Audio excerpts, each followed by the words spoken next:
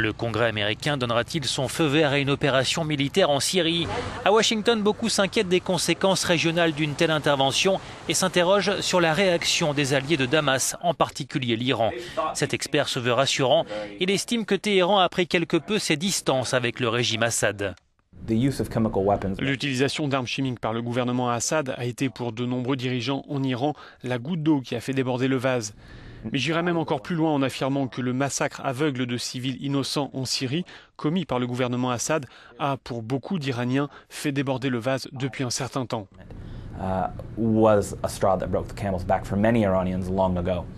Le régime de Damas n'aurait ainsi plus le soutien inconditionnel de Téhéran. C'est l'avis aussi des membres de la Brookings Institution, l'un des plus anciens think tanks américains. La Syrie n'est plus l'allié qu'il fut un temps. L'intérêt stratégique de l'Iran a changé du fait que l'État syrien en lui-même s'est effondré et que le contrôle exercé par Bachar al-Assad sur son propre territoire est désormais limité. Les Iraniens veulent s'assurer en fait qu'ils conservent une réelle influence.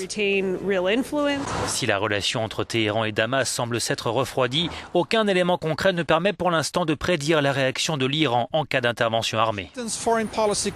Les experts en politique étrangère à Washington sont divisés sur le rôle que l'Iran peut et va jouer dans le futur Moyen-Orient. Il y a toujours une méfiance profonde à l'égard de Téhéran, mais certains perçoivent toutefois l'ouverture d'une nouvelle relation entre l'Iran et les États-Unis, à condition bien sûr qu'Assad soit vaincu en Syrie.